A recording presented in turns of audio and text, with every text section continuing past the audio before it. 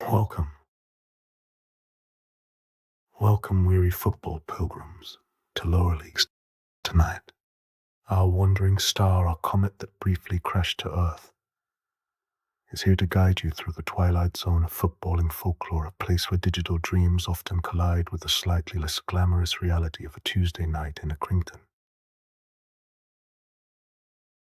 For the uninitiated, well, imagine this. A football game where you don't control the players, not directly anyway. No arcade goals, no fancy flicks, just tactics, spreadsheets, and the strange, slow joy of watching your tiny decisions ripple through the match like whispers through a windy tunnel. You're the manager, part strategist, part therapist, part dinner lady. You sign players, set training schedules, tweak formations.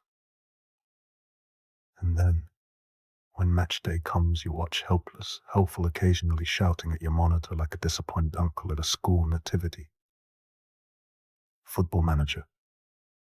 It's a game made not for the loud, but for the meticulous, the obsessives, the dreamers who believe a 17-year-old Paraguayan left back with 13 stamina and a spirited personality could just be the missing piece in 4-2-3-1. To the outsider, it looks like little more than menus and data. To the faithful, it's an emotional epic, a career, a second adolescence conducted in silence, broken only by the occasional mutter of "he's got to finish that." At 2 a.m., as your tea goes cold again, each save file is a little chapel of obsession, or a mausoleum of forgotten tactics you decided which, usually at 2 a.m. It's a peculiar kind of control, you see, a surrogate sovereignty over a perfect, pliable universe, where every tactical whim can be indulged, every youth prospect nurtured to pixelated perfection. A place where the chaotic, unscripted cruelty of real life is filtered through the soothing predictability of algorithms, offering a gentle balm to the footballing soul. Now I've been there, right from the very start. Back when the pixels were so chunky you could practically count them with your fingers. Back on the old Amiga when Championship Manager first flickered into life, that sprawling, ever-evolving universe of football, where global superstars command headlines and colossal transfer fees, finds its parallel dimension. Meticulously crafted from data and dreams, the world of Championship Manager and its successor, Football Manager. For decades, these seminal management simulation games have captivated millions, offering not just a strategic challenge, but a unique portal into the beautiful game's hidden depths.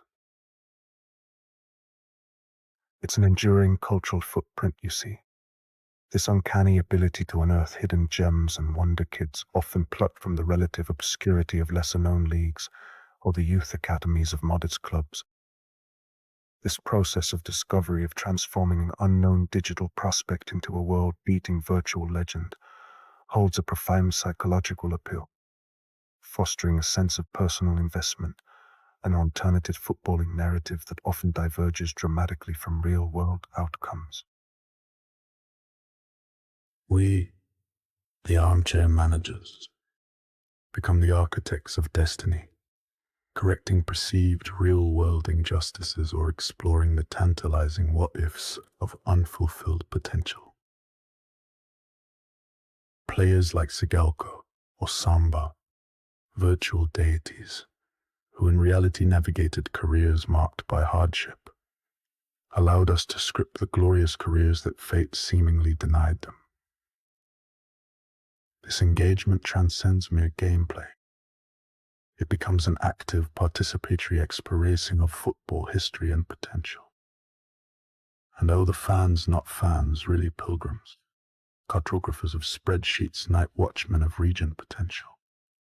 Each save file a diary of obsession, each press conference a little Shakespearean monologue rehearsed alone in a dark room with only the hum of the processor and the flicker of tactical analysis for company. You see, Football Manager isn't just a game.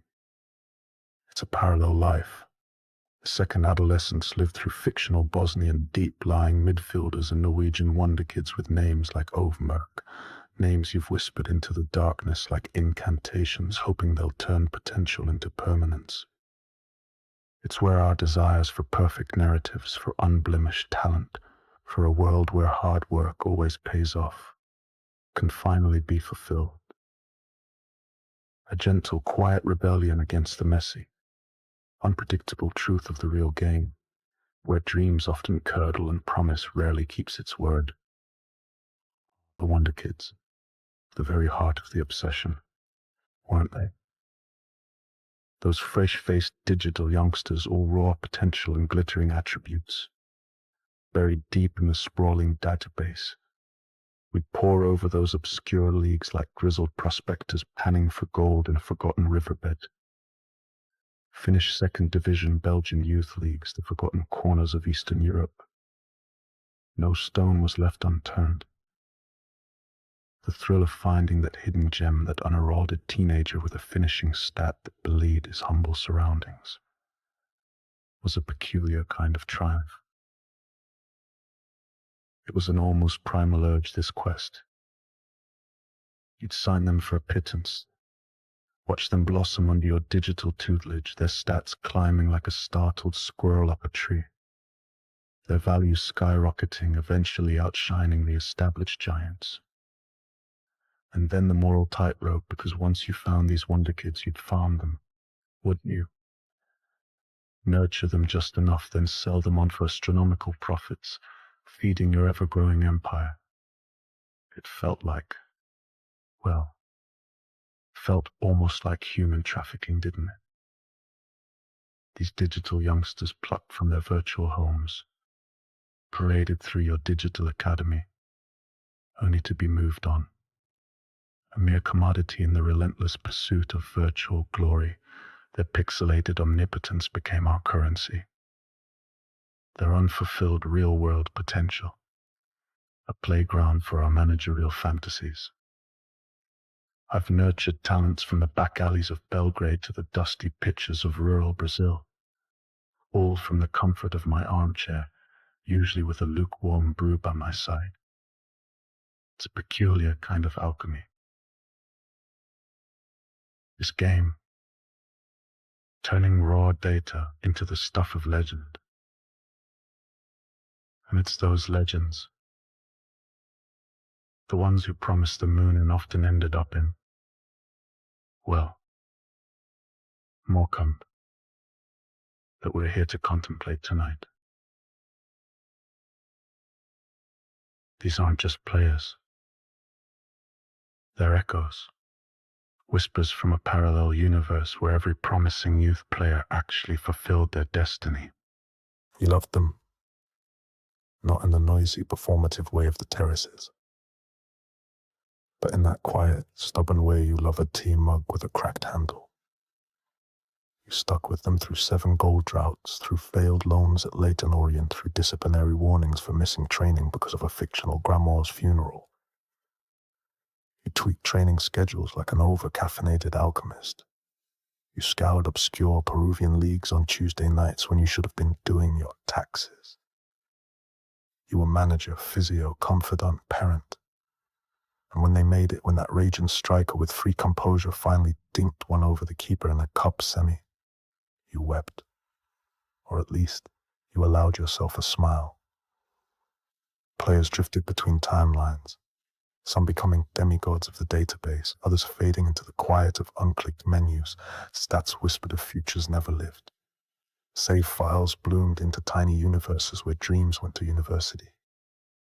And yet when you told people about them, about Maxim Sigalko, about Freddie Adu, about Chano Samba, they just looked at you blankly, never heard of him, they'd say, as if they'd never stared down the barrel of a Champions League final with nothing but an 18-year-old Macedonian winger and a prayer.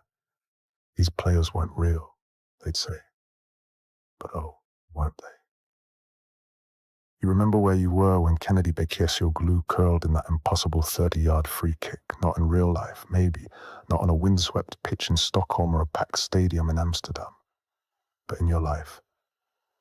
In that 10th semi-final, on that particular save file, in that version of the world where everything for a fleeting moment just about made perfect pixelated sense. And you remember the gut punch of a save file lost to a hard drive crash, a unique kind of devastation like a house fire in a village only you ever lived in, a village meticulously built and populated by your own hands. Years of tactical masterclasses, shrewd transfers, exhilarating cup runs, and the quiet heartbreak of last-minute defeats, all gone, vanish with the quiet, cruel indifference of a corrupted file, leaving behind only the faintest echo of glory. A chilling reminder that even the most perfect controllable universe is ultimately at the mercy of a single stray electron or a sudden power cut. The ephemeral nature of our digital deities, you see, perhaps mirrors the fleeting fragility of all human endeavor. Because these weren't just players. Not really. They were ideas. Dreams wrapped in virtual boots, fragments of boundless potential carried across continents and through seasons by lines of code in the fervent belief of a solitary manager at their desk. They weren't famous because they were already great in the real world. They were famous because we believed they might be. We saw the flicker of genius in their stats, nurtured it, and watched it blaze.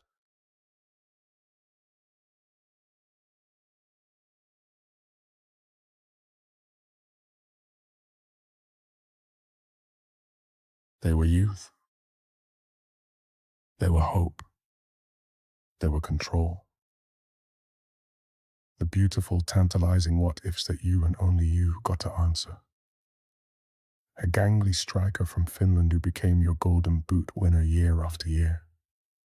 A nimble South African winger who by your 4th season with Barnsley was routinely lighting up the Bernabeu with dazzling runs. They were nobodies, transformed into legends, not by marketing campaigns, not by the pronouncements of pundits on television, but by you. They represent a kind of football that largely doesn't exist on television. A football of imagination, of intimacy, where loyalty isn't just a buzzword but a tangible force, where player development means something profound, a painstaking craft, where success isn't solely measured in glistening silverware or balance sheets, but in the quiet satisfaction of seeing a raw lad with 9 finishing and a decent personality attribute bang in 25 goals because you believed in him, because you meticulously honed his skills, because you saw what others missed.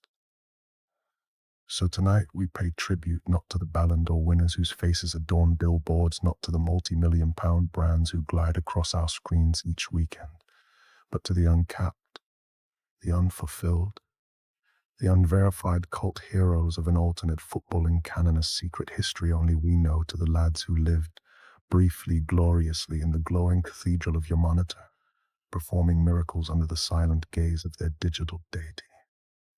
Let's begin then. With a hymn played in a minor key, a footballing melody interrupted mid-note, the quiet legend who danced across both reality and code. Tan tan zola mukoko.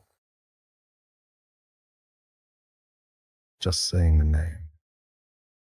It rolls off the tongue like a perfectly weighted past. He was an absolute must-buy, a midfield maestro of prodigious virtual talent, available for a pittance from Derby County's reserves. A mere bag of crisps and a half-eaten sandwich for a player of his caliber. In the game, he'd glide about the pitch with an almost ethereal grace, dictating play with the effortless ease of a seasoned conductor. And quite unbelievably, chipping in with upwards of 30 goals a season from midfield.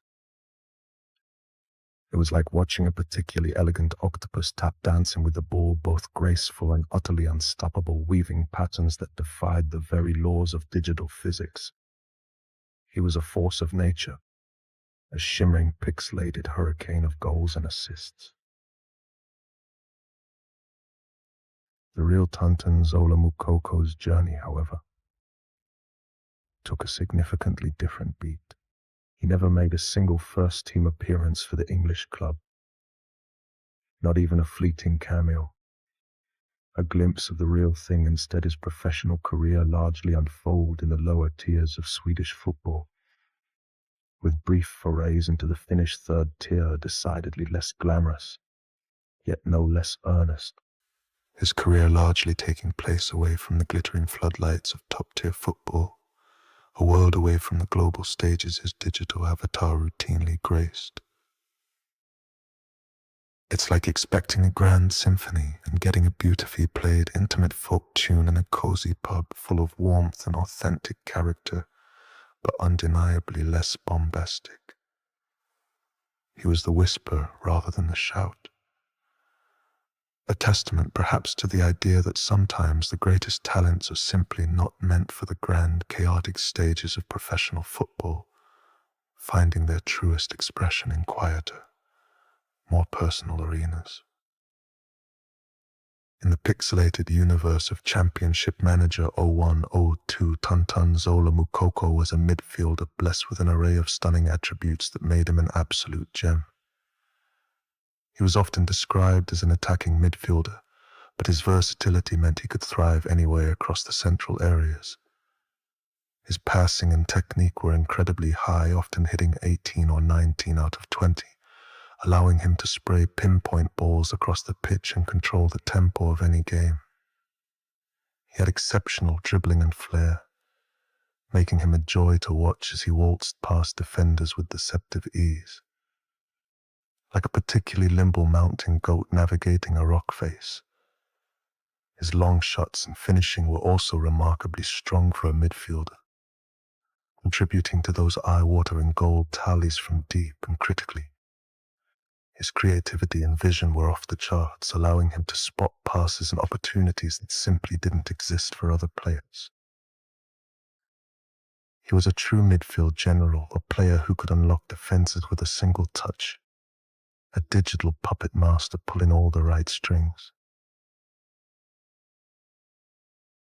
You'd scroll through his profile, see all those beautiful green bars, and just know you'd found a bargain that would elevate your club to unforeseen heights, like stumbling upon a secret blueprint for a perpetual motion machine in an old dusty attic. Tonton's story is rich with human interest, a tapestry woven with early talent and profound tragedy. Born in Kinshasa, he was orphaned young and moved to Sweden with his older brother, Fedo, who became his guardian and mentor, the steady hand that guided him. His talent was undeniable, attracting interest from European giants like AC Milan before he signed for Derby at just 15, a tender age for such a monumental move. But just as he was on the cusp of a breakthrough and the path seemed clear, tragedy struck. His brother Fedo passed away in Congo under suspicious circumstances, with reports even suggesting poisoning. This devastating loss, understandably, shattered his focus.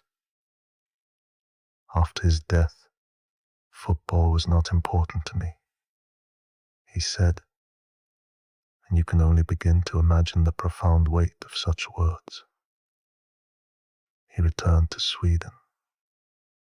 His Derby contract mutually terminated, and took a 2-year break from the game.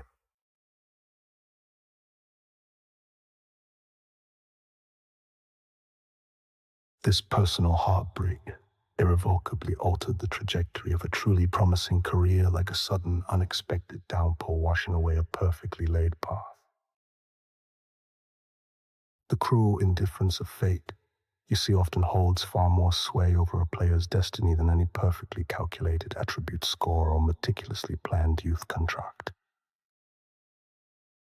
It's a sobering reminder that the beautiful game, in its most profound sense, is ultimately just a backdrop to the messy, unpredictable drama of human life.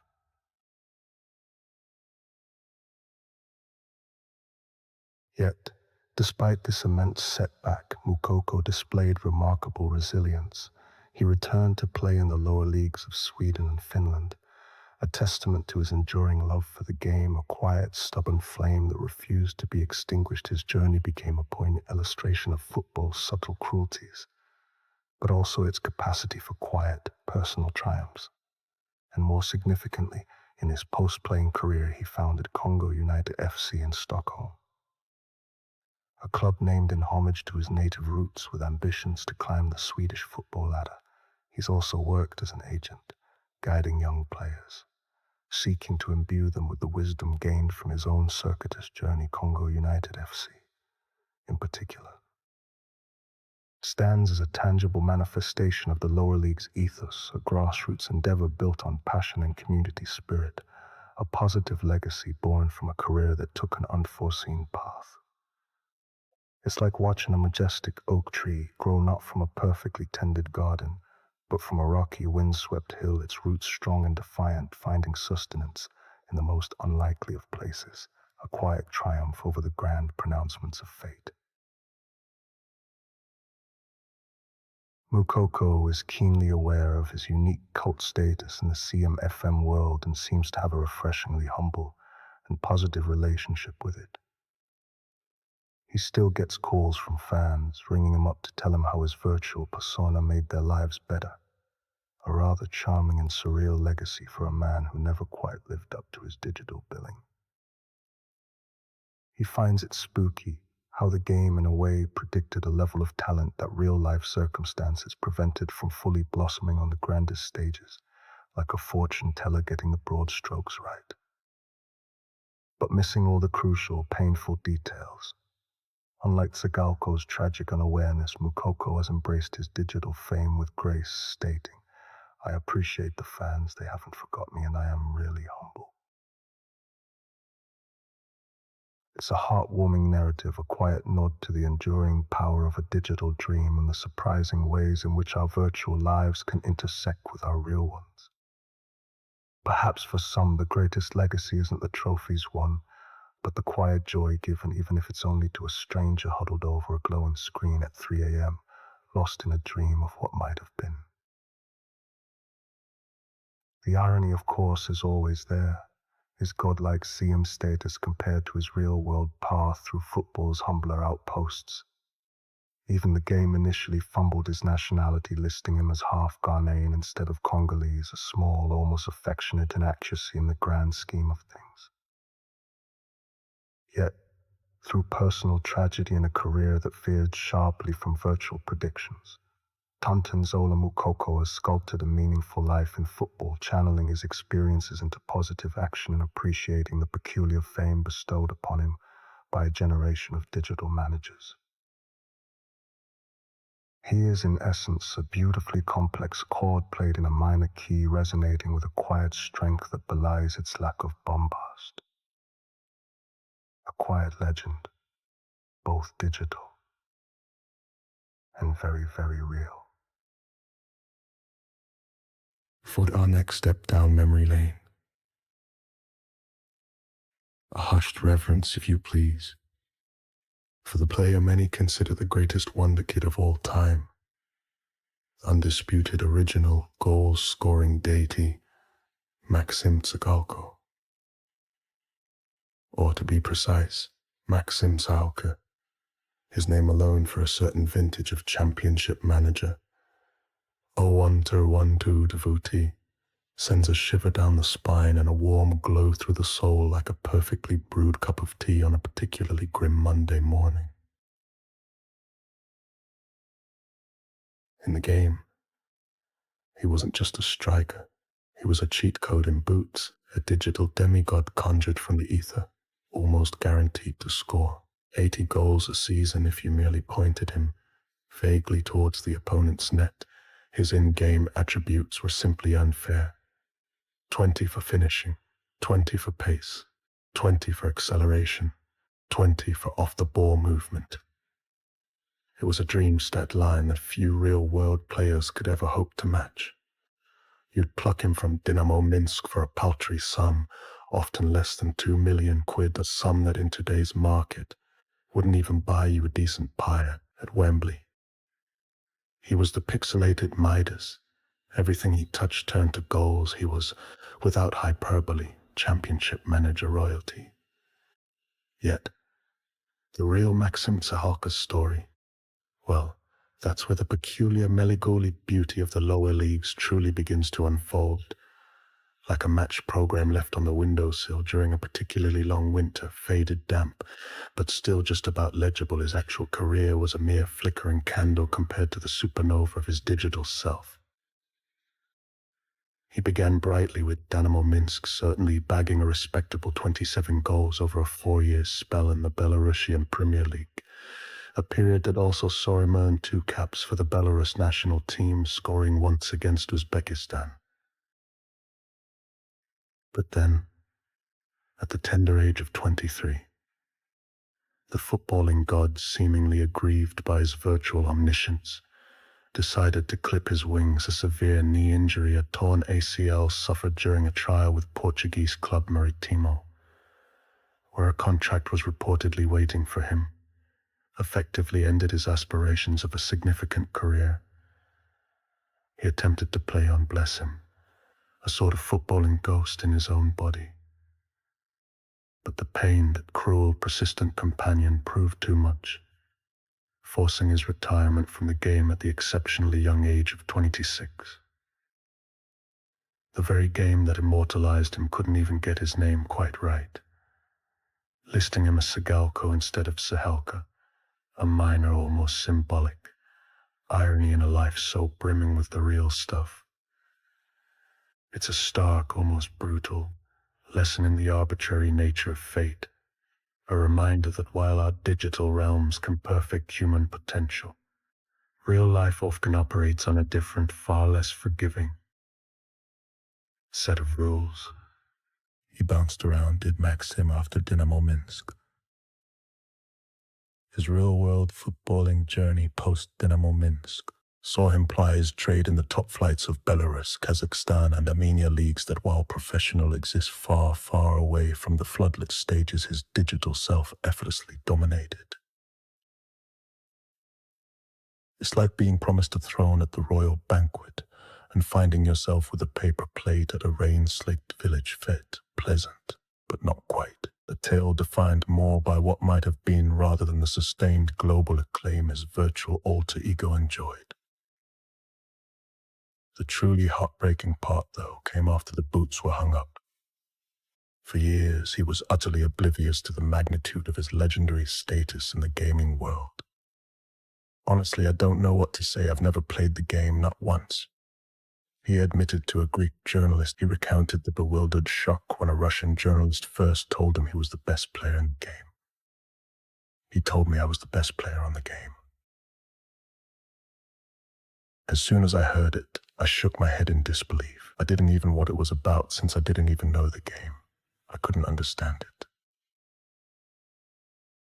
It's a disconnect so profound it's almost surreal, like a world-renowned artist living in blissful ignorance of their own masterpieces. He was isolated from his worshippers, stuck in a country, Belarus, where not only no one knew what was on, no one even knew the game itself. The ultimate irony, wasn't it? That he, the player who brought so much joy, so much digital glory, was utterly untouched by his own magnificent myth. A silent, suffering god in a universe that had no idea of his true divine status. And then came the severe financial hardship. To feed his wife and 2 young daughters, this virtual goal god was forced to take up work as a builder, initially earning as little as 5 hours a day, later rising to 20.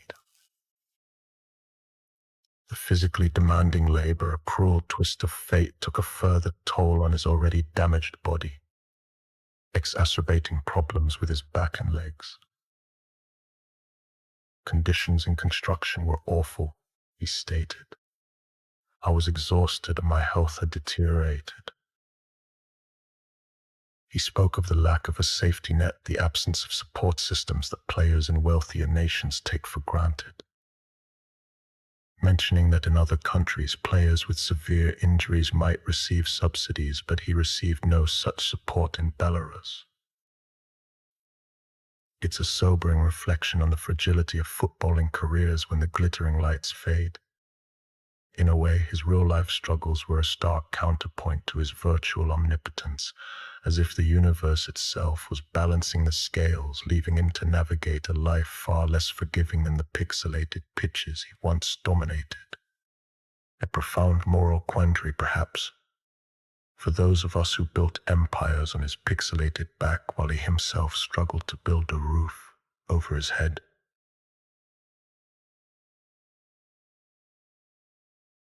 He eventually realized the potential of his virtual fame, remarking with a tone of regret,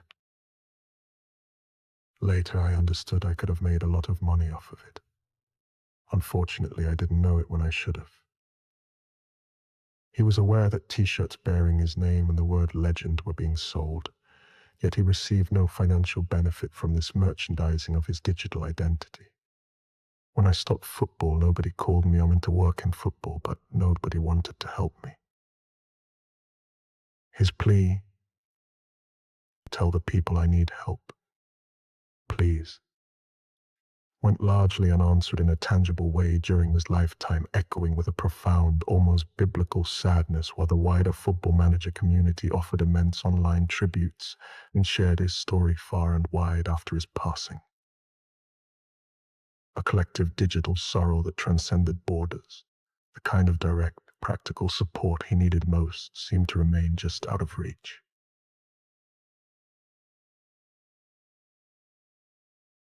And it makes you wonder, doesn't it, about the silent, unacknowledged tolls of our collective digital enthusiasms.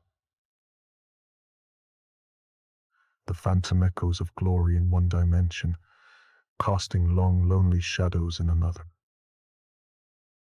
And just as Sagalko disappears into the mists, that still shimmering faintly in the background like a constellation remembered, not seen, we stumble across another wonder, footballing hummingbird with a trick too good for this world.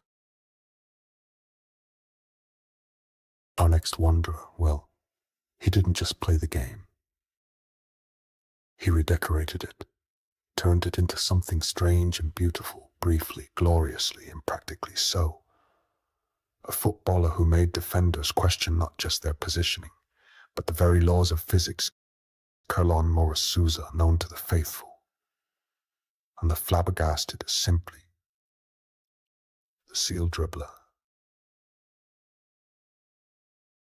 Now, there are Wonderkids, and then there are myths in Kurlon, particularly in Football Manager 2007 and Championship Manager 2005 was firmly in the latter.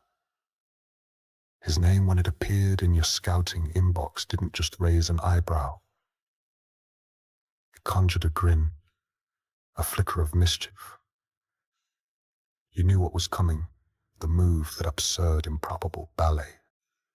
Flicking the ball onto his own forehead and running with it bobbing long. Like a seal joyriding a beach ball through a crowded market, defenders didn't know whether to tackle him or call the RSPCA. And he wasn't just party tricks. He had it top scorer and best player at the 2005 South American Under-17 Championship.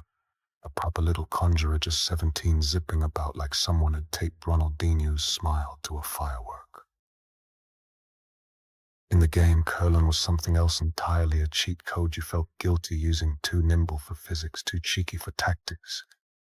You'd pick him up cheap from Cruzeiro, a real-life Samba prince turned spreadsheet gold. His dribbling was off the charts, often 20 out of 20, a testament to his unique skill.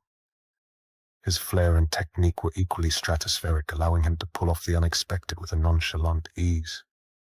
He had blistering pace and acceleration, making him an almost impossible opponent to catch, and his finishing was surprisingly clinical for a player so focused on individual brilliance. His composure was high, meaning he'd never shy away from the big moments. He was in truth a footballer sculpted from whimsy and boldness, and just enough narrative chaos to break your save file, leaving a trail of exasperated AI managers in his wake. But real life, that other less accommodating pitch. In 2008, Inter Milan came calling a name that glitters, a shirt that weighs a ton, Kurlon signed, and then silence. Not 1 minute played, not a single senior appearance for the nursery.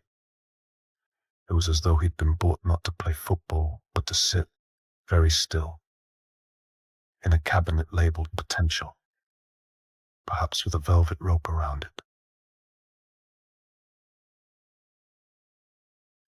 The reality was more brutal in Nee's first tragedy. Kurlan was not so much derailed by injury as hunted by it. Chased down corridors of rehabilitation by a series of surgeons armed with increasingly despairing facial expressions. By the end, it said he underwent as many as 8 knee operations. One for every beat of that sealed dribble, each one peeling back a layer of cartilage, of confidence, of illusion, like a magician pulling scarves from a hat that's slowly catching fire. There's something almost poetic in the way his greatest skill, that bouncing act of airborne rebellion, may have drawn the very fouls that destroyed him. Opponents saw the sealed dribble not as artistry but as provocation, and they responded like men trying to swat a wasp with a brick, often with far more force than was strictly necessary indeed. Some opposing players, like Atletico, Mineiro defender Daigo Coelho, who famously elbowed him mid-dribble, stated that such an extravagant move was disrespectful and provoked retaliation. One elbow in particular, thudded into his temple mid-dribble, still echoes in slow-motion replays. A stark reminder, as if the game itself was trying to warn us. You can't fly too high on your own terms. Football might be art, but it's also contact. Brutal, unforgiving contact. A beautiful, fragile flame extinguished by the blunt, pragmatic fist of the game's unspoken rules. It's a tragic irony, perhaps, that the very thing that made him unique also made him a target, in a sport that often prefers uniformity over wild, unrestrained genius. What followed was, well, it wasn't so much a career as a collection of postcards. A short, battered stint at Chivo, a place where dreams went to quietly recalibrate, to flicker at Jong Ajax. Their reserves not the real thing, a shadow of the iconic club. And then Japan's third tier, America's second, Malta, Slovakia. The kind of football where the pies outshine the passing and nobody does the sealed dribble because the pitch is too uneven to bounce a ball, let alone a dream. Each stop was a hopeful restart. Each contract a fragile truce between ambition and anatomy, a desperate plea to the footballing gods for just one more chance. He became a footballing nomad, dragging his knees through customs and trying, just once more, to turn the ball into magic, like a weary magician trying to conjure one last rabbit from a rather worn-out hat. The seal dribble didn't just make him famous. It also made him vulnerable, not just to fouls but to the weight of novelty, the pressure to always perform the spectacle, because in a world that prizes efficiency and pragmatism, being delightfully whimsical can be career-threatening, a risky business indeed. And perhaps, somewhere along the line, even Kurlan stopped believing in the magic himself. He retired. He said with painful clarity, "Maybe it wasn't that I didn't love football. It was just that I didn't want to be in pain anymore." A sentiment that echoes like a lonely whistle across an empty training ground. Imagine that being one of the most recognizable talents of your youth generation, yet finishing your career further from the spotlight than you ever expected. Not with a bang, but with a limp on a knee held together by sticky back plastic, and the fading wishes of 1,000 football manager addicts. A footballer who was penalized, literally and spiritually, for being too joyful in a game that sometimes prefers order to imagination. Like a beautifully painted abstract canvas being hung in a very beige, very serious office. The game, you see, has a funny way of punishing those who stray too far from its well-worn path. It demands conformity, even from its most delightful rebels. It's a peculiar kind of footballing justice, one that values the straight line over the mesmerizing squiggle, the efficiency of a spreadsheet over the impractical joy of a moment that simply couldn't be quantified. And still, in the save files of 1,000 nostalgic managers, he lives on, forever 18. Forever flicking the ball onto his head, ducking elbows and defying gravity while the rest of us sigh, smile, remember what football could be if knees were kind and dreams didn't bruise. And now, we drift a little further down this corridor of could-have-beens to a name that for a while promised a future carved from solid gold and Champions League nights, Anthony van den Boer. A name that in the early editions of Football Manager, particularly FM07, conjured images of tactical perfection and defensive mastery. He was a product of Anderlecht's famed youth system, emerging alongside a certain Vincent Kompany, which in itself was a signpost to greatness. Van den Boer was the quintessential Wonderkid. The sort of player you'd find on the back of a particularly optimistic scout's postcard, versatile, defensively sound, and with enough attacking verve to make him in the digital realm an undisputed titan of the right-back position. You just knew, with a few carefully placed training regimes and a gentle word of encouragement. He'd be the bedrock of your Champions League winning side, a sort of footballing Swiss Army knife capable of opening any tactical conundrum in the simulated universe. He was simply inevitable. In the cold light of day, however, Van den Boer carved out a respectable professional career, certainly more successful than some of our other cult heroes who only truly existed on a computer screen. He bagged 29 caps for Belgium, had multiple spells at Anderlecht, and even featured in Serie A with Fiorentina and Genoa, and a brief rain-soaked stint in the Premier League with Portsmouth. Yet, his career was constantly dogged by inconsistency and persistent whispers about his temperament, like a particularly stubborn gnat buzzing around a summer picnic. He never quite reached the sustained world-beaten status his virtual counterpart achieved, remaining a magnificent blueprint that was never fully built. Paul van Hemst, an Anderlecht legend who saw him debut at just 16, once called him the biggest talent he has ever seen. But that immense raw talent was often overshadowed by irregularity, lack of concentration, and injuries. Like a brilliant artist who kept losing his paintbrushes, a bad boy label quickly followed, cemented by incidents like famously shaving his initials, AVB, into his hair, a bold statement perhaps, but one that sometimes felt like the loudest part of his game. Some who played alongside him hinted at a temperament that, while sometimes misconstrued, led to an undeniable capriciousness on the pitch, like a gifted chef who occasionally decides to swap the salt for sugar, just to keep everyone on their toes.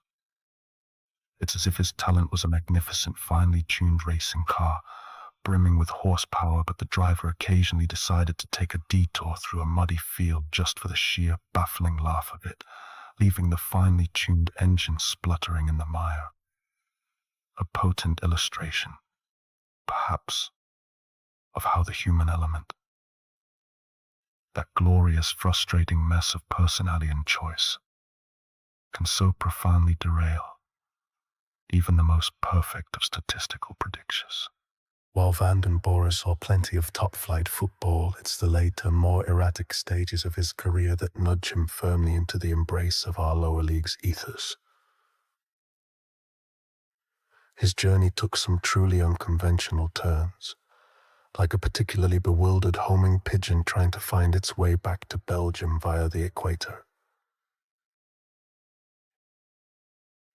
This included a spell with TP Mazembe in the Democratic Republic of Congo after a brief retirement, a move that still makes one tilt their head and ponder the sheer audacity of it all.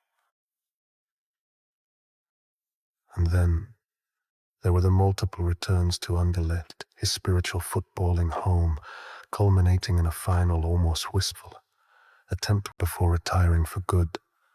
This unpredictability, The sense of a career path driven by impulses beyond conventional sporting ambition gives his story a delightful "what on earth happened there" quality. It's less about consistent league tier and more about the sprawling, sometimes chaotic, narrative of a prodigious talent whose journey became wonderfully fragmented, a mosaic of brilliance and bewildering choices. Information about his career is readily available, as you'd expect for an international with so much early hype. The central human interest revolves around this dichotomy and a perceived lack of application, the repeated returns to Anderlecht, the footballing lighthouse he kept steering towards, hint at a complex personality, perhaps a search for familiar comfort, or a struggle to truly find his footing elsewhere, like a ghost perpetually haunting his favorite old pub. The move to TP Mazembe, after initially retiring at 29, is particularly intriguing, suggesting a unique desire for less conventional experiences, or perhaps an attempt to reconnect with the pure joy of football in a vastly different environment, far from the critical gaze of European terraces. A career path that, in its beautiful disarray, offers a quiet challenge to our rigid expectations of how talent should behave, a meandering stream that stubbornly refuses to flow into the designated river of predictable success. The wry humor and irony in Van den Boer's story stem from this very unpredictability. His multiple comebacks to Anderlecht became a running gag for observers, like a particularly persistent boomerang that kept landing back at the front door even when everyone thought it was lost forever. And then there's the amusing anecdote of his fame, for some peaking when commentator Chris Kamara famously missed him being sent off while playing for Portsmouth Anthony van den Boer, whose quiet sending off was arguably louder than some of his Premier League performances. These moments add a layer of endearing absurdity to the career of a player who in the virtual world was a paragon of defensive consistency and excellence. It's like finding out your exquisitely detailed, prize-winning miniature painting was actually done with a particularly stubborn dog's tail, leaving tiny unexpected smudges of personality.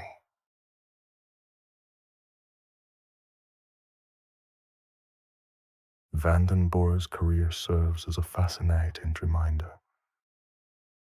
The talent, however immense, is merely one ingredient in the complex recipe of a successful footballing journey. Psychological makeup, personality, and the ability to navigate the relentless demands of the professional game are equally crucial, perhaps even more so than the ability to hit a 40-yard pass. While he achieved notable successes, the overall trajectory feels undeniably unfulfilled compared to the colossal potential identified by Football Manager scouts and witnessed in his early years. A grand symphony that never quite reached its crescendo. His path underscores that the journey of a Wonderkid can be as much about navigating internal complexities as it is about conquering external challenges on the pitch. A winding road where the biggest obstacles often lie within. And in that winding, often baffling journey, perhaps there's a quiet wisdom for all of us, that true greatness sometimes resides not in the peaks scaled, but in the perplexing, glorious detours taken. For those of us who recall the Football Manager years of FM08 to FM10, our next entry whispers of unparalleled potential. A shimmering mirage of future glory, who for a fleeting moment shimmered with the promise of true brilliance. A talent polished to an almost unnerving sheen, yet destined to drift through the game's quieter corners. Guy Sulin, the name itself, carries a hint of something exotic, something just out of reach. For many of us who peered into the digital crystal ball of Football Manager, particularly around 2008 or 2009, Sulin was the next big thing. A boy wonder, plucked from Barcelona's famed La Masia Academy, brimming with outrageous natural talent. You'd sign him, watch him dance through defenses, and marvel at the almost pretend for understanding he had of the game. He was like finding a perfectly formed, priceless diamond in a muddy puddle. Too good to be true, perhaps, but undeniably magnificent. In the game, Sulin was a versatile attacking midfielder, capable of playing anywhere across the front line or just behind the striker. His dribbling was exceptionally high, allowing him to weave through crowded areas with the effortless grace of a seasoned ice skater. His technique and flair were off the charts, making him capable of the spectacular, the unexpected pass, the audacious shot. He possessed excellent pace and acceleration, giving him that crucial burst to leave defenders trailing. And his passing was exquisite, always finding a teammate in space. He was a pure creator, a player whose imagination on the pitch seemed to outstrip his tender years. You'd nurture and watch him grow, and within a few seasons, he'd be leading your side to trophy after digital trophy, the undisputed king of your virtual empire. He was the kind of player who made you believe in magic, even if it only existed within the glowing confines of your monitor. But the real guy, Sulin. That's where the whispers begin to turn into a rather melancholic sigh. His journey, despite starting at arguably the most prestigious academy in the world, never quite reached the glittering heights predicted by his early promise. After leaving Barcelona in 2018, the path became fragmented, a meandering trail through various leagues, often well below the top tier. His Lowerleagues connection is tragically ironic. The player destined for the pinnacle spent much of his actual career in the humbler outposts of football. It's like being promised a ride on a rocket to the moon, only to find yourself on a charming but ultimately grounded hot air balloon. A cruel twist of fate, perhaps, where the dream was perfectly clear, but the map itself was written in invisible ink, only to be deciphered years later in the dim light of a changing room far from the camp now. Sulin's story is a compelling one, marked by early expectation and the quiet ache of unfulfilled potential. Born in Israel, his family moved to Spain when he was just 7, a pivotal moment that led him to La Masia, the very crucible of Barcelona's footballing philosophy. He made his senior debut for Barcelona B at an astonishing 16 years of age, marking him as a talent truly apart. He even had a fleeting, precious appearance for the Barcelona first team in a Copa del Rey match in 2009 under Pep Guardiola, no less. A moment that must have felt like touching the stars. But that was as close as he got to consistent top-level football after leaving Barca. A string of trials followed. Manchester City under Roberto Mancini gave him a brief chance, signing him in 2010. But he never played a single first-team minute. It was a pattern that would repeat: Brighton, Racing Santander in Spain, then back to England with Barnsley before another spell in Spain, then Israel, then Kazakhstan, then Romania, each move a hopeful reset, each shirt a fresh canvas for a talent that continued to tease, but never quite ignite. It's like watching a truly gifted artist who never quite finds the right medium or the right gallery for their masterpiece. The burden of that early label, you see, the constant suffocating whisper of next Messi, perhaps became a heavier weight than any tactical instruction. A ghost that followed him from pitch to pitch, reminding him of a destiny that remained tantalizingly out of reach.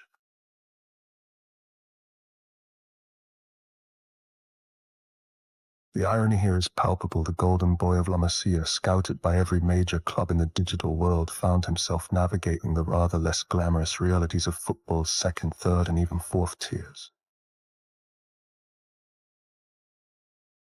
Why did it happen? It's a question that hangs in the air around many such talents. Was it injuries, lack of belief from coaches, perhaps a certain psychological hurdle that comes with the immense pressure of being the next big thing. Asuling himself has been candid, admitting in interviews that the transition from Barcelona was difficult. He spoke of a feeling that nothing is the same once you leave the hallowed halls of La Masia, and famously claimed Roberto Mancini, his coach at Manchester City, never wanted me there and never gave me an opportunity. He also stated, "It's hard to find a new club when you've been at Barcelona." The weight of expectation, the sheer glamour of his origins, may have been a heavier burden than any defender. He became a player trapped between worlds too grand for the lower leagues, yet never quite finding his footing in the top tier. Yet, through it all, there's a resilience, a quiet determination to keep playing, to keep loving the game. His career eventually took him to teams like Polotanica, Aj in Romania, and even the third tier of Spanish football.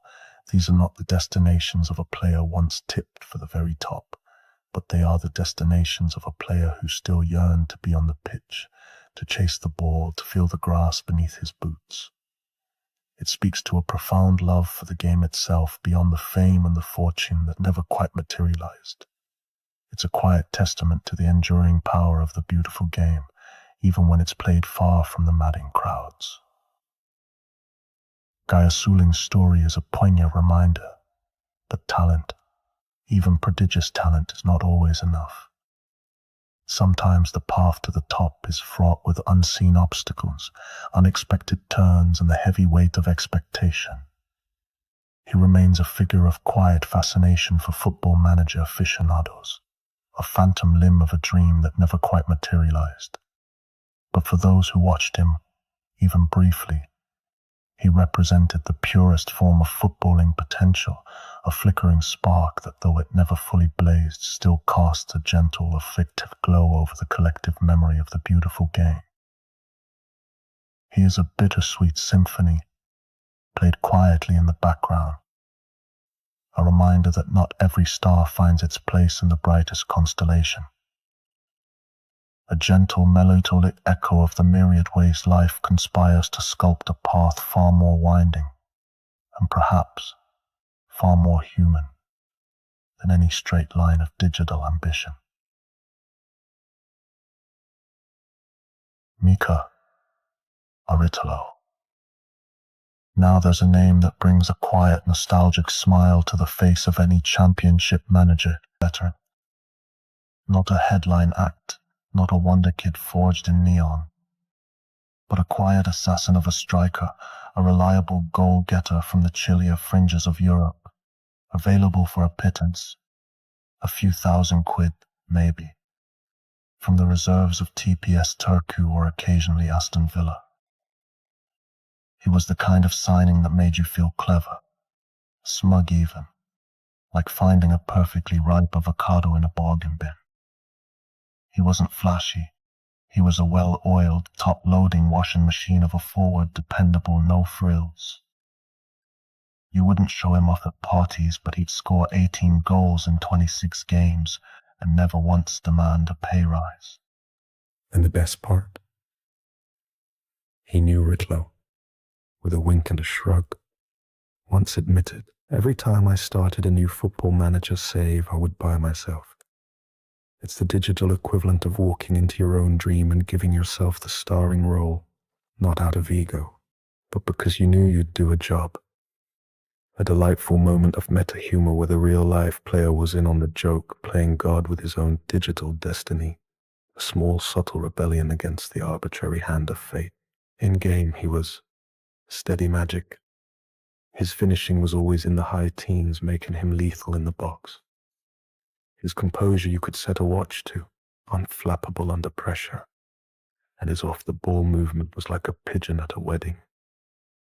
Always there, always in the right spot for the scraps, not rapid, but swift enough, not elegant, but efficient. Plug him in up top, give him a modest service through balls and low crosses, and he'd repay you in quiet hat-tricks. He wasn't a Galactico. He was a league winner's backbone. A man who made 4-4-2 feel like poetry. There was a robustness to his virtual self, a resilience that hinted at a strong character, even within the confines of code.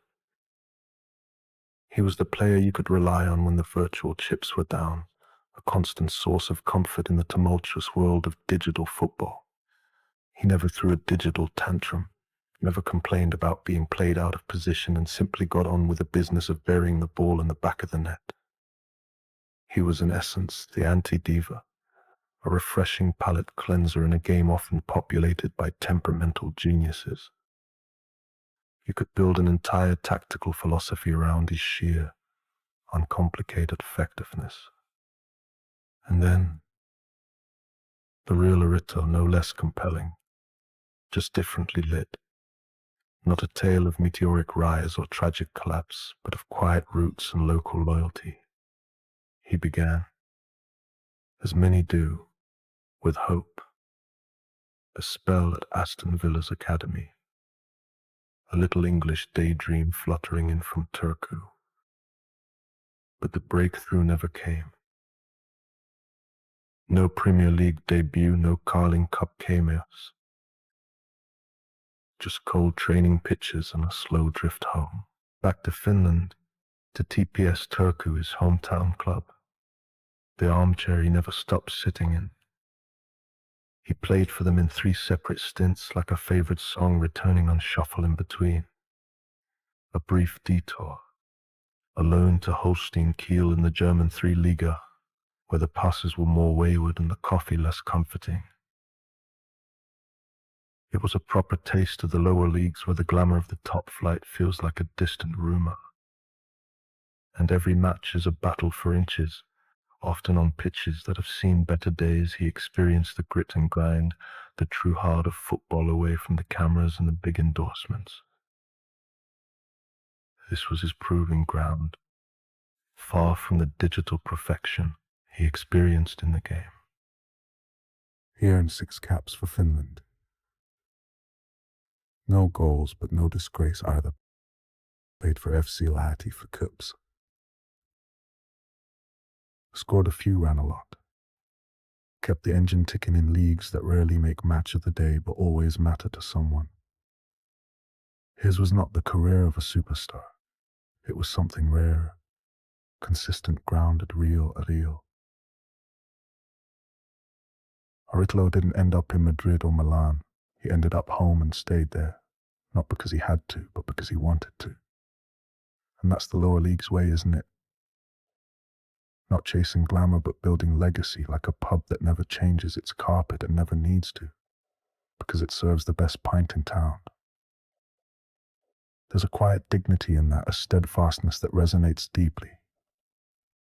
It speaks of a player who understood his place, embraced his role, and found genuine satisfaction in contributing to his community, year after year, with unwavering commitment. A quiet, unassuming triumph, perhaps, in a world obsessed with shiny objects and fleeting fame. He chose roots over rockets and found a different kind of fulfillment. Today he's a sports counselor, a coach for the next lot, running sessions for kids at TPS, passing down not just technique, but wisdom. One can only imagine the knowing smiles and subtle nods when a young player asks if he ever played for a famous English club. And he can point to a digital screen or a shared memory of a virtual triumph. Not how to bend it like Beckham, but how to stay rooted when the wind of hype tries to carry you away. In an age where footballers swap clubs like socks, he returned to the same one again and again, like a homing pigeon with decent heading stats. He's become a pillar of his local footballing world, shaping young minds and bodies, sharing the lessons learned from both his virtual triumphs and his very real, very grounded journey. And so the irony in the game, he was your bargain superstar, a low-cost, high-output goal machine in life. He was no less efficient, just less documented, and best of all, he joined in the joke, knew his own legend, laughed at it, lived beside it, never trying to outpace it. It's rare that to be both meme and mentor, a cult hero in code and a real-world servant of the game. Aritolo never lit up the world stage, but he kept a corner of it glowing. And in the end, that might just be the more impressive trick. The quiet persistence, the unwavering dedication to his craft and his community stands as a testament to a different kind of footballing greatness. One that perhaps shines brightest not under stadium floodlights, but in the heart of a dedicated fan base. He reminds us that sometimes the most resonant stories aren't about conquering the world, but about cultivating a small, beloved patch of it, with quiet dedication and a knowing wink at the digital gods who once deemed you capable of anything.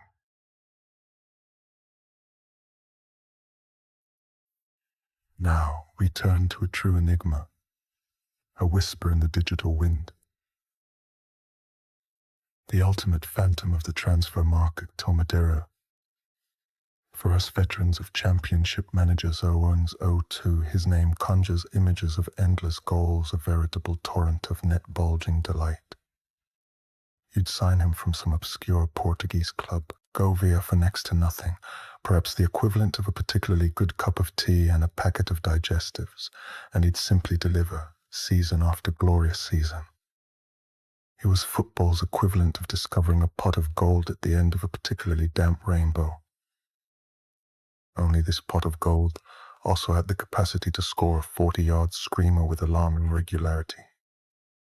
His abilities were so consistently extraordinary, you almost felt like you were cheating, like you'd somehow cracked the very fabric of the game itself and slipped a ringer into the digital proceedings. The divergence between Tomadero's virtual self and his real-life counterpart is, of course, utterly total. Because Tomadero, bless his non-existent socks, never actually existed. Not a single bone, not a single drop of sweat, not a solitary blade of grass ever caressed his real boot. He was a figment, a ghost in the machine, a perfectly crafted digital dream. His lower league story is wonderfully, perfectly ironic. He was tethered to the humble, real world. Portuguese club Govia, the only team he ever played for. He is the ultimate myth, a striker who had no real career because, well, he had no real being. It's like trying to find a unicorn at the county show. You'll hear the tall tales, you'll see the shimmering heat haze on the horizon, but you'll never quite clap eyes on one. Not really. You just have to trust that the legend itself is enough, and in that profound non-existence lies a strange, almost spiritual truth.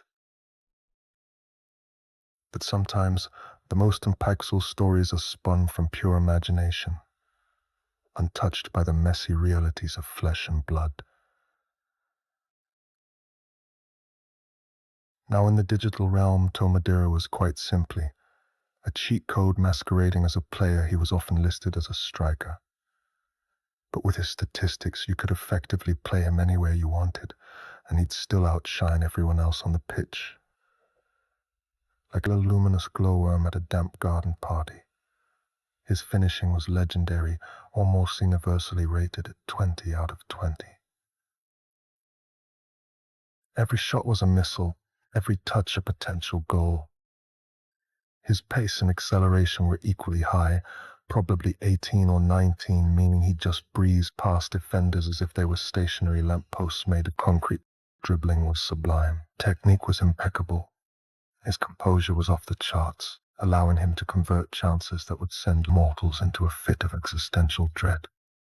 Even his passing was decent, allowing him to link up play if he ever felt the need to share the ball. He was a mythical force, capable of scoring upwards of 50 goals a season, often in a league that was probably barely bigger than a village fete. He was the digital equivalent of finding out your garden shed contained a fully functional, self-driving submarine. It just shouldn't have been possible. Yet there he was, scoring again.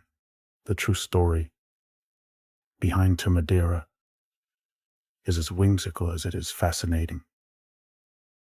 He was the brainchild of Antonio Lopez, a researcher tasked with gathering data.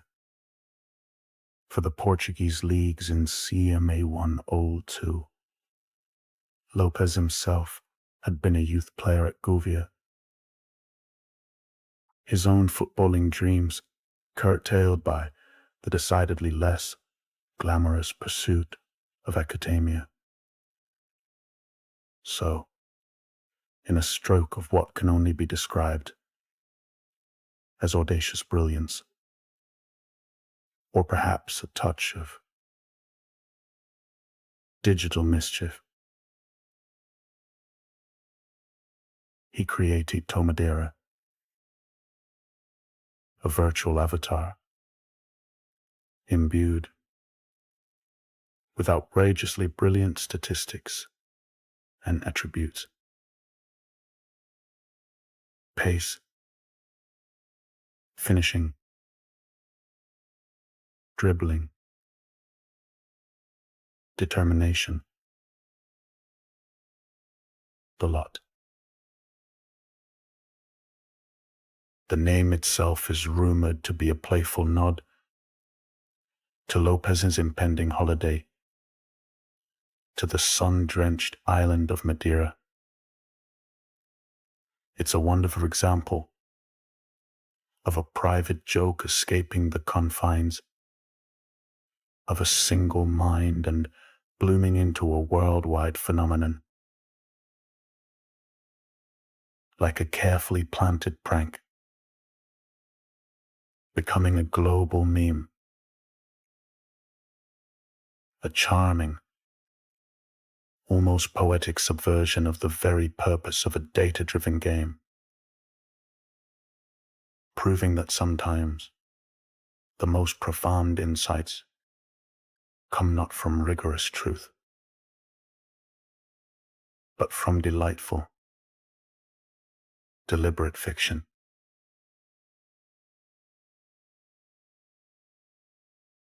The human interest here shifts from the non-existent player to the very real human who conjured him into being,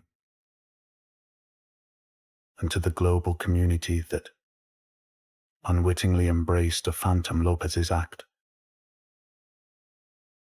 While undoubtedly a breach of protocol, is profoundly human, isn't it? A poignant attempt to live out an unfulfilled dream, to leave a mark, however ephemeral, on the footballing world he loved. Tomadeira's legend serves as a powerful testament to the game's immersive power and to the sheer capacity for myth-making within its dedicated communities. He was a glorious glitch, an unauthorized creation that, through sheer player experience and fervent word of mouth, became a beloved and iconic feature.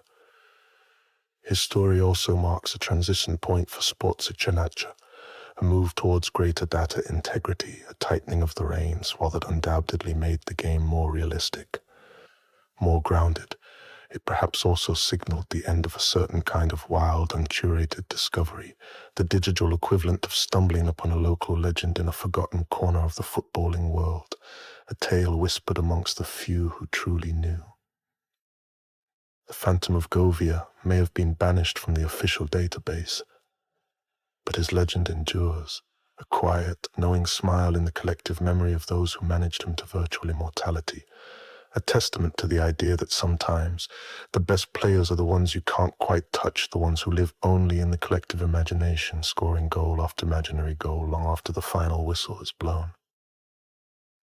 He's the ultimate proof that the most powerful narratives, the ones that truly embed themselves in our collective consciousness, sometimes require no physical form at all, just a spark of genius and the boundless belief of 1,000 quiet managers in their dimly lit rooms.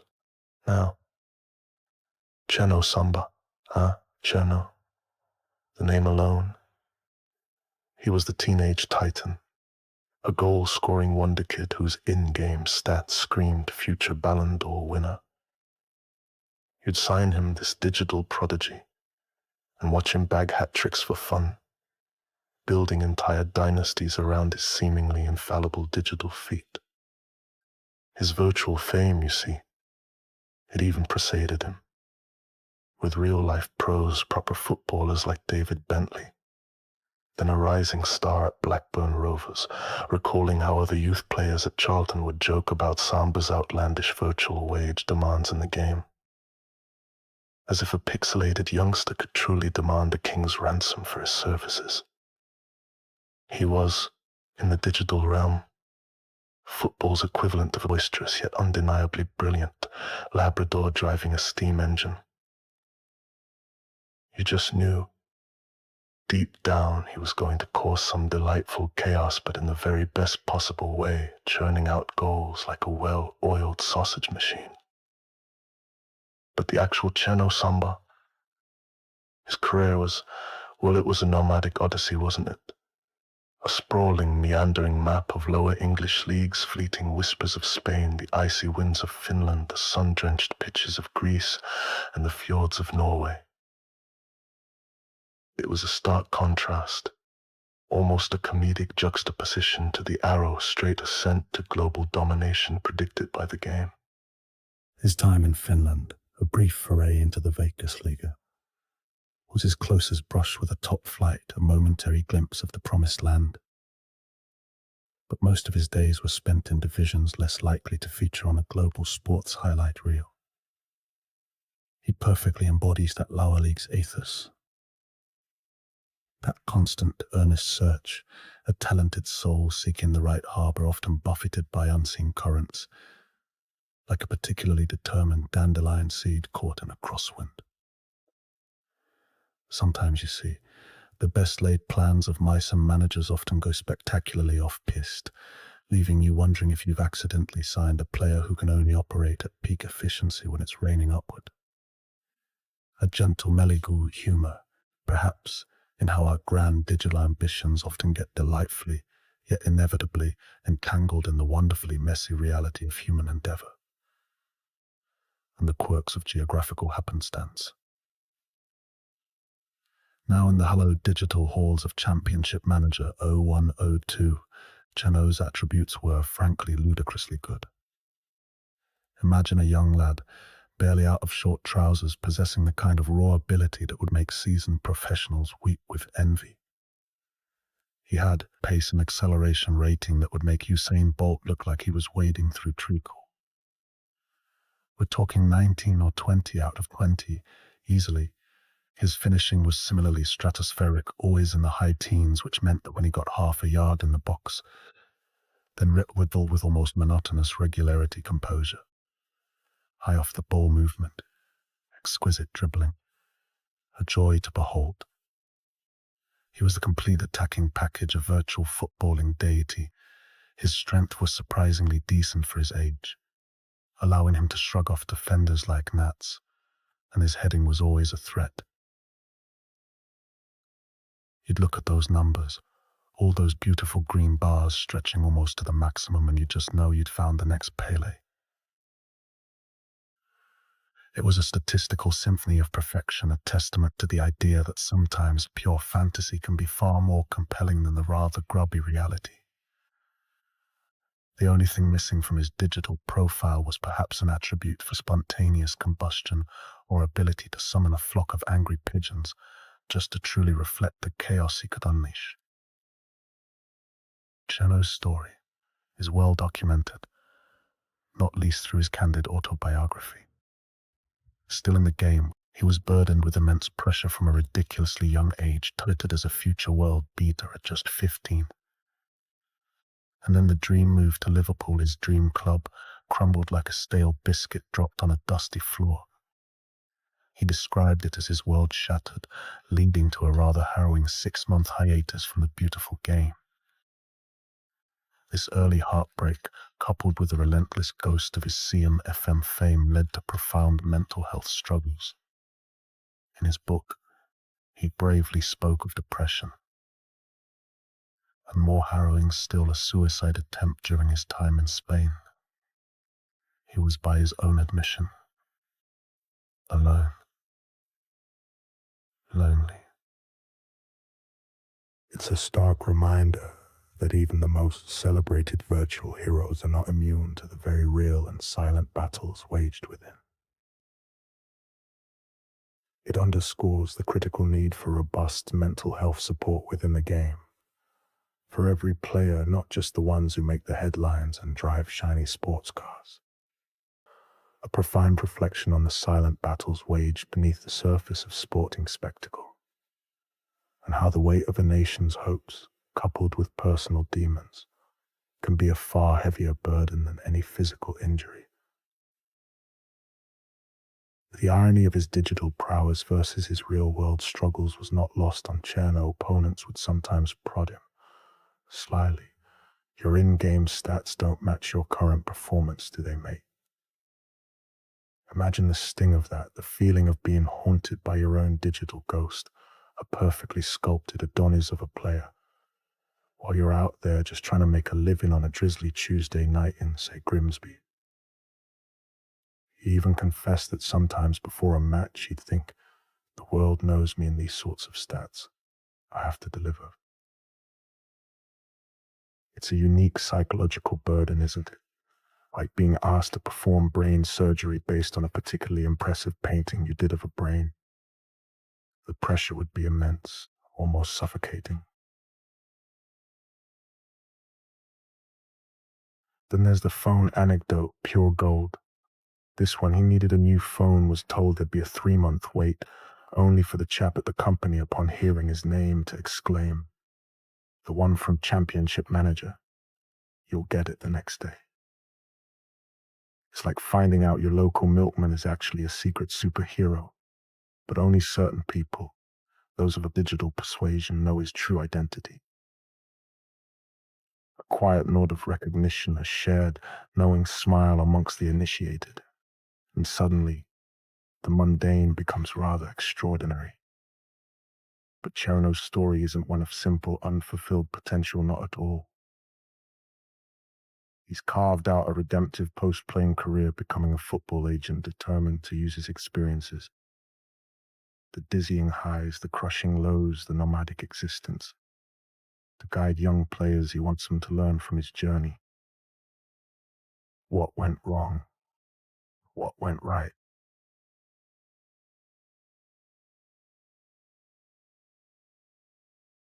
It's a powerful arc, a testament to turning personal hardship into a beacon for others. He even mused about seeing his name in the game again, but this time as a coach, a fittingly circular ambition for a true CM legend. It's a reminder that sometimes the best stories aren't about reaching the summit, but about the lessons learned on the meandering path up the lower slopes, and the quiet dignity found in simply continuing to walk, a testament to the enduring human spirit. A quiet triumph in finding purpose beyond the shattered fragments of a dream that for a time burned brighter in a computer than it ever could. On a pitch. And as Cherno Samba finally sets down his overstuffed rucksack of hopes and headlines, we drift further still to a quieter pitch. A homegrown hymn in a league far from the center, but no less vital. Some names make you pause. Some names make you smile. And then there are names that do both, like a distant memory wrapped in a sweet shop wrapper, Cheese Boy Lebohang Makina, but really, Cheese Boy. The kind of nickname that feels less like a moniker and more like the title of a bedtime story you're not quite sure you didn't dream. For those of us who lost countless evenings to Football Manager 2005 and beyond, his name carried the warmth of a mug left too long on the windowsill, comforting, familiar, and just faintly surreal. There he was, tearing down the wing for Orlando Pirates, pacey, skillful, unpredictable. A digital joyride in size 8 boots, a beautifully wrapped parcel of explosive talent. You'd sign him for peanuts, unleash him down the left flank and watch him bamboozle fullbacks like a squirrel let loose in a filing cabinet. One of those players who felt destined to headline the Bernabeu, to glide across pristine European pitches with the effortless grace of a swan on a particularly smooth pond, but somehow never quite boarded the flight. A quiet, gentle subversion of the game's inherent wanderlust, a testament to a different kind of destiny, one woven into the very fabric of his home rather than stretched across continents. In the game, Mokino was electricity dribbling in the high teens, acceleration that defied municipal law and the laws of physics. The kind of player who could turn a 1-1 draw into a 4-1 rout if you just gave him the space and the freedom and the occasional pep talk in the media tab. He was chaos with end product. A delightful, unpredictable whirlwind that tore through opposition defenses with impunity. And on a save with Berry or Bochum, he made you feel like a tactical genius, a footballing sorcerer conjuring goals from thin air. And then there's the real cheese boy, not less magical, just a different kind of spell. A quieter, more deeply rooted magic. He stayed home, Orlando Pirates, then Mamelodi Sundowns. A king in his own kingdom, reigning supreme in the South African Premier Soccer League. A league of grit and passion and half-time snacks more compelling than most veer-out decisions. Not glamorous in the global sense, perhaps, but fiercely competitive. Buzzing with an energy that could rival any European stadium. A pond not wide, but deep, where he became a truly formidable fish. 8 caps for Bafana Bafana, a debut as a teenager, a fleeting glimpse onto the international stage. He even won the club's most improved player once, the one that says, "We've been watching. And you're not just good. You're blossoming. You're blooming." And about that name, Cheese Boy.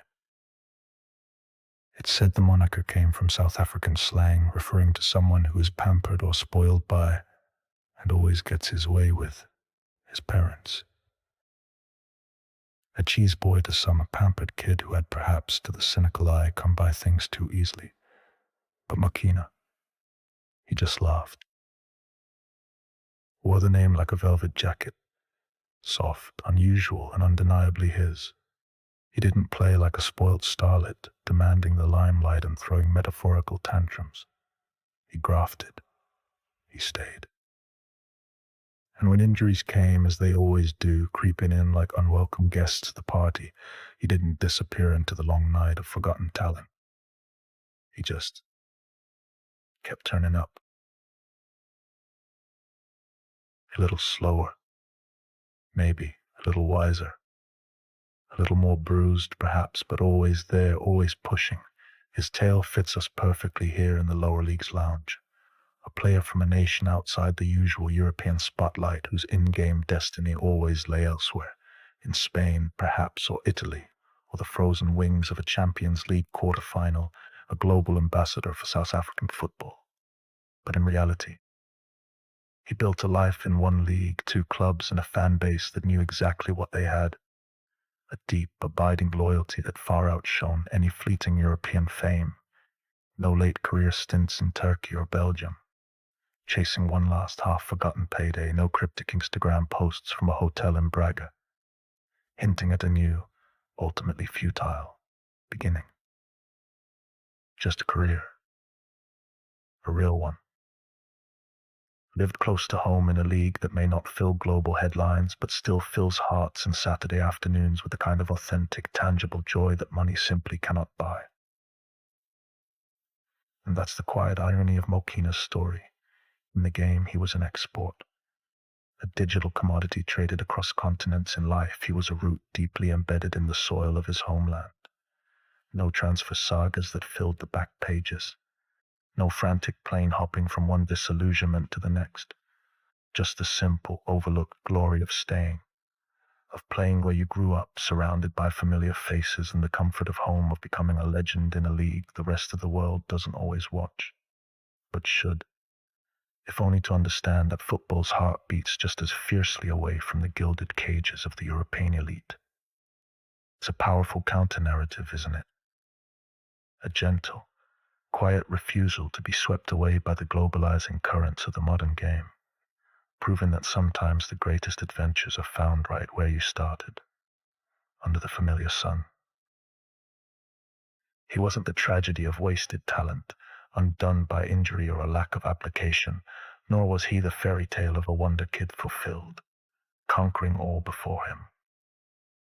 He was something rarer, a local legend in a global game, a player who, despite what the game said, despite the whispers of what might have been, never had to leave to be special. He proved that sometimes the greatest adventures are found right where you started, under the familiar sun. And so from South Africa's favorite son to America's promised Messiah. A journey not just across continents, but across myth itself. Let us drift a little further down this corridor of could-have-beens, to a name that for a while felt less like a footballer and more like a whispered prophecy, Freddie Adu. Not just a player, no, not really. More of a myth made flesh, an American dream cast in Umbro boots, carefully laced by Madison Avenue. The next Pele, they called him, and not quietly either. Indeed, from before the time of his signing with DC United, a narrative was already being meticulously constructed around him, with media outlets often echoing the fervent hopes of a nation hungry for a footballing superstar. His face was plastered everywhere, from magazine covers to breakfast cereal boxes, a promotional blitzkrieg designed to ignite a nation's footballing soul. His arrival wasn't so much a debut as a coronation conducted under the blazing floodlights of a nation desperate for a messiah. A boy king, barely into his teens, asked to carry the weight of a whole sport's future on shoulders still more accustomed to rucksacks than responsibility. It was a burden that would have crushed a grown elephant, let alone a prodigious 14-year-old with dreams in his boots and the world's expectations in his inbox. A prime example, you see, of how the sheer, unbridled force of commercial ambition can utterly warp the tender reality of a burgeoning talent, turning a promising sprout into a colossal, unwieldy, ungrowable tree overnight. And naturally, that feverish hype spilled over into the parallel realm, championship manager, later football manager, where Freddie Adu wasn't just a wonder kid. He was the wonder kid. The must sign. The golden ticket, paced like an open motorway, dribbling like a jazz solo, vision like a lighthouse in a storm in the game. His attributes were a symphony of future glory, waiting for the right digital dugout to unwrap him. You signed him young, watched his stats bloom like spring flowers, his virtual progress an almost obscene display of footballing inevitability. Within 5 seasons, he was hoisting Ballon d'Ors above his head like he was stacking cereal boxes in a particularly ambitious supermarket. His name etched into the Digital Hall of Fame, a testament to what flawless programming and boundless potential could achieve. In your digital dugout, he was inevitable. But in the real world, well, that's where things get rather more lower leagues. Freddie Adu made his professional debut at 14, scored his first goal before most lads have figured out how to iron a shirt, let alone navigate the complex bureaucracy of an agent's dinner invitation. DC United, 2004. The crowd cheering not for the player he was, but for the monument they'd already built in their minds.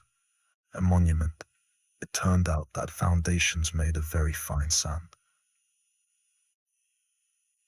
What followed wasn't a glittering ascent, but a long looping search for something that kept receding just over the next hill. Adu's career wasn't a straight path. It was more like a drunk snail with a faulty sat-nav meandering across continents, occasionally stopping to admire a particularly uninspiring bus stop in a forgotten industrial estate, before remembering it was supposed to be heading for the Champions League. His journey was a masterclass in global footballing tourism, without the luxury of a return ticket. 15 clubs. 9 countries, top flights, sure, Portugal, France, Greece. He even sampled the delights of the Turkish second tier, where the changing rooms often smelt faintly of disappointment and strong tea. The Finnish top flight, where the winter training grounds were less pitches and more ice rinks. The Serbian Superliga, where he made 0 appearances, presumably spending most of his time contemplating the existential dread of unused substitute benches and the quality of the local coffee brasserie in Serie A. Briefly, lower divisions America.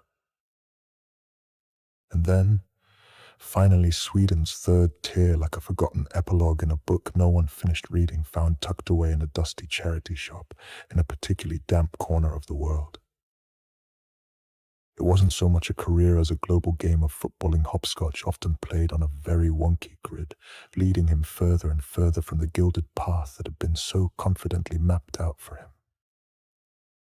The stats, spurs, a goal here, an assist there, moments, not memories. A gentle, melancholy irony perhaps in how the vast, gleaming infrastructure of modern football could not contain, let alone cultivate, a talent so loudly proclaimed as its future. And yet we kept watching, kept hoping. Every new signing sparked the same old headlines. Is this the Freddie Adu comeback? Or perhaps, local chip shop owner confident Adu will rekindle spark? A question so often repeated, it became less of a headline and more of a prayer whispered into the digital void, a collective yearning for the narrative to finally align with the prophecy. And he tried. You must understand that he tried. But he'd been turned into an idea before he was old enough to be a person, a canvas onto which a nation projected its own sporting hopes and fears, like a particularly ambitious fresco painted on a collapsing wall. MLS called him a savior. The media crowned him too early, and Freddie got lost somewhere in the noise, like a single, perfectly formed snow globe in a blizzard, forever shaken but never quite settling. He admitted it later, quietly, without bitterness. I wasn't mature enough, I didn't know how to handle it. At Benfica, he felt like a boy wearing his dad's suit, a suit that was several sizes too big and probably smelt faintly of old cigars and shattered dreams, a constant reminder of the expectations that dwarfed him at times, when the crowds turned, when the dreams began to curdle, he said, when people are telling you you're shit. It's hard. Hard to argue with that, really. You can't polish a turd, they say, but it's even harder when everyone expects it to be a diamond. The real tragedy wasn't failure, it was weight that came too soon. The kind you carry not on your shoulders, but behind your eyes, like a persistent, low-grade headache of unfulfilled potential. A phantom limb of glory that never quite materialized in Football Manager. Adu never failed. He was certifiable destiny in shin pads, a guaranteed return on investment. But in life, destiny was delayed, diverted, diminished. He was always moving, always searching. A pixelated king in a real-world maze looking for an exit sign that never seemed to appear. His famous smile gradually fading with each passing, unremarkable season. A legend out of sync with a person trying to live it.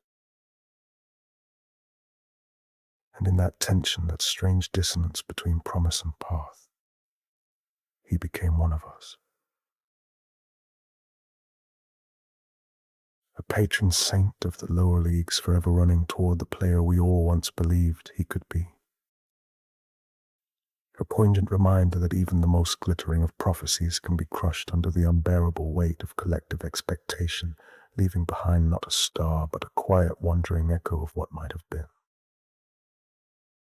As the distant roar of the crowd begins to fade, as the floodlights dim to a soft, lingering glow, and the endless green of the pitch slowly yields to the gentle hum of your own quiet space, we leave them where we found them, suspended forever in that enchanting half-light between fervent memory and boundless imagination. They are the pixelated pantheon, meticulously arranged data points capable of conjuring impossible feats of skill, driving ragtag teams to unthinkable glory with little more than pace potential and a good personality score. But they're also the flesh and blood battlers, the ones who limp through career-defining injuries with quiet resolve, the ones who gave everything to clubs whose names rarely make the scroll on deadline day, the ones who lived their football in the shadows, and sometimes found a kind of peace there. Their journeys, real and digital, blur together now.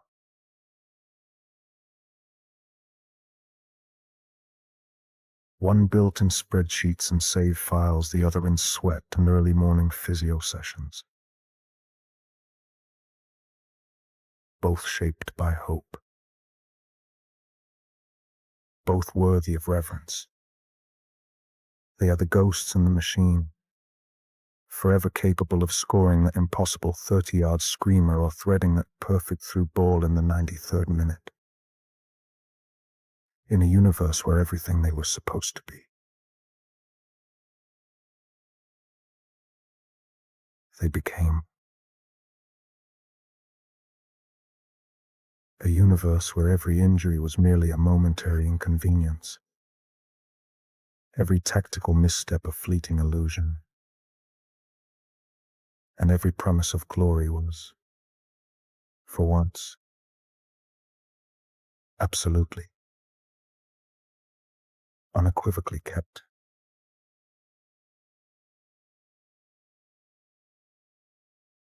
And they are the lads who never left their hometown club, content to be kings in their own pond.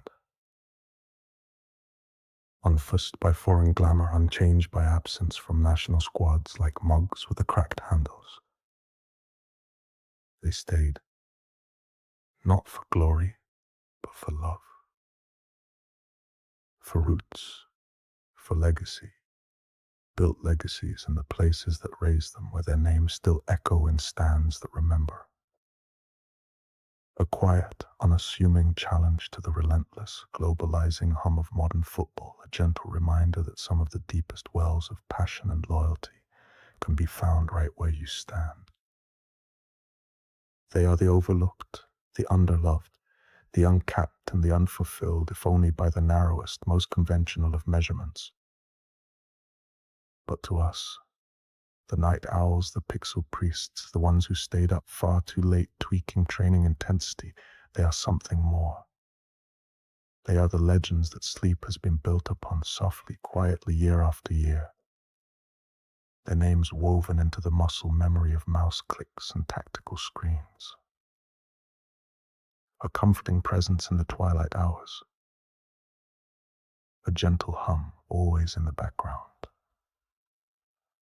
So rest easy now. Their stories, from the sealed dribblers to the cracked handle midfielders, the ghostly goal gods to the stat sheet myths, will still be here when you wake. Behind every save file in the quiet wear of a waiting monitor, in the memory of a dinked finish from a striker with 3 composure, in the knowledge that sometimes the player who never existed brought more joy than most who did. Press continue game, and you'll find them again. Dreaming, dribbling, waiting. Sleep well, dear listener, dream of nutmegs and net-rippling curlers, dream of a teenage titan, a phantom striker, a sealed dribbler, and a boy king who carried the weight of a nation. Dream of all the players with a ball and a brain that saw things differently, whether on a pristine pitch or a pixelated screen. And remember, as you drift off into the quiet hum of the night, you never truly know who'll show up next at your local pub ground. Because in the beautiful, unpredictable world of football, especially in the lower leagues, genius can take the most surprising detours. Good night from Lowerleagues. And thank you for joining us on this very slow, very long, very meandering journey through the glorious, complicated lives of football's digital deities and real-world strugglers. We'll be back with another tale to help you drift off. But until then, watch the games and look for those moments when football stops being just a sport and becomes a story about all of us.